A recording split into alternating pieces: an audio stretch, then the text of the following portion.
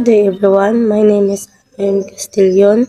So let us proceed to our new topic, which is Chapter 4, about building business model. So what is a business model? According to management guru Peter Drucker, a business model is supposed to answer who your customer is, what value you can create or add for the customer, and how you can do that at reasonable costs.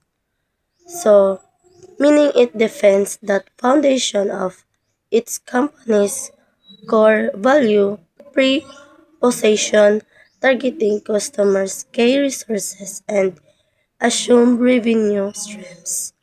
Um, it means new or growing businesses attract investment, recruit talent, and motivate management and employees. So there are different types of business model. First, manufacturer, meaning a manufacturer makes product from raw materials and sells to retailers or directly to customer. For example, in the Philippines have Ajinomoto Philippines or Alaska Milk and more. Distribution. A distributor is an entity or a company that purchases non-competing products or product lines, stores them in warehouse, and resells them to retailers or directly to the customers. For example, they are the auto dealers. Another is the unreliable, where this spends major part in revenue is maintaining a proper of distribution. Um, third is retailer. It is a company that offers goods or services to customers directly through in store or online. For example, Walmart ay isang retailers. Sila ay nag-aalok ng mga product or service direkta sa mga customers na sa pamamagitan ng franchise ng tindahan or online. Fourth is franchise. Um, franchise is licensing that brand and operational model to third-party operations. For example, kay McDonald's or Jollibee ay ay mga kilalang franchise, nagbibigay sila ng lisensya sa kanilang brand or operational model sa mga third party para mapatakbo ang sariling negosyo. They are basic types of modern business model. Nickel and dime. In this model, a company operates on the principle of the lowest price strategy for basic products or services. For example, is Cebu Pacific Airlines, which other lowest price for the flight tickets. Second is premium. It means offers free basic services with paid premium features. Example is Canva or Spotify.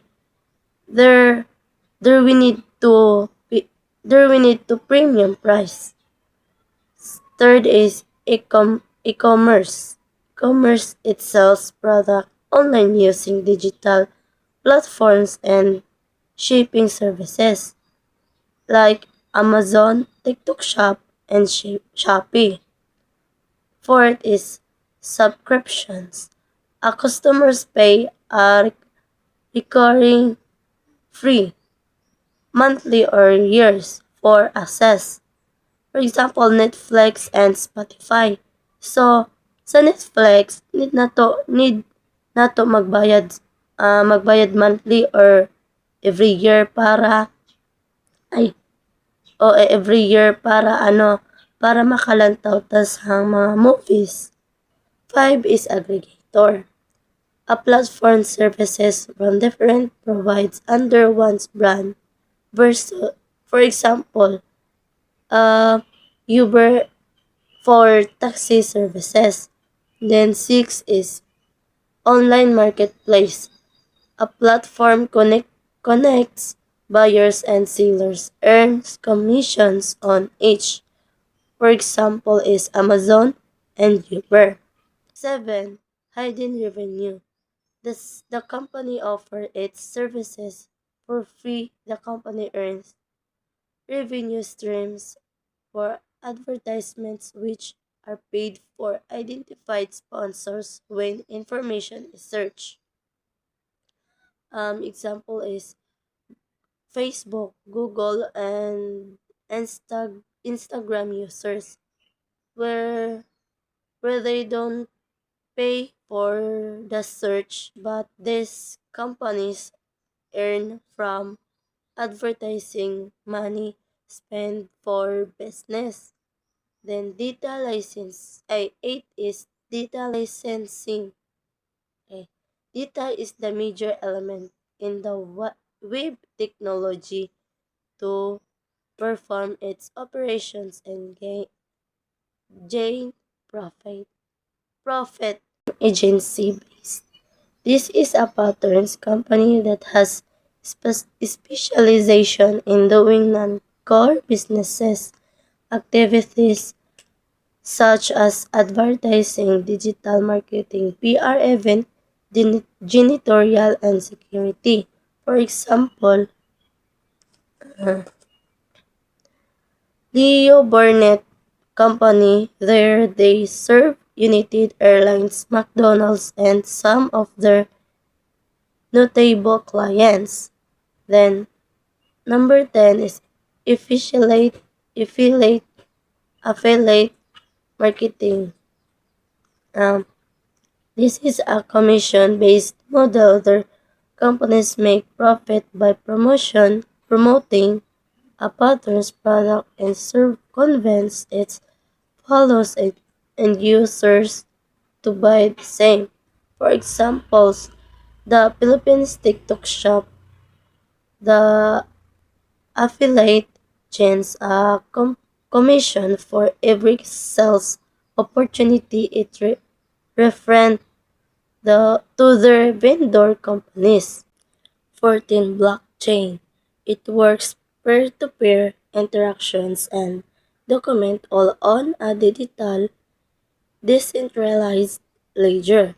For example, Bitcoin or Litecoin use blockchain technology based business model in their operations. So 15. Low touch. No need to keep big cell force to lessen human involvement. For example, IKEA or Survey Monkey. Then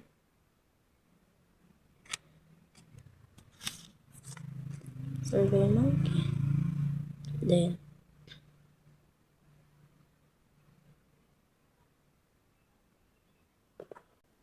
17. Consulting composed of experienced and qualified professionals that offer services based on their line of expertise. 7, 17. Consulting composed of experienced and qualified professionals that offer services based on their line of expertise. So, example, education and lawyers. They charge their clients by the number of hours they have retired services once it is complete. So, 18. Social enterprise. It aims to put up a business more for creating a position change but with profit. So, for example, Bayani Brew or Coffee for Pace. Na, they, the profit is intended to be used for humanitarian works and improve human living conditions.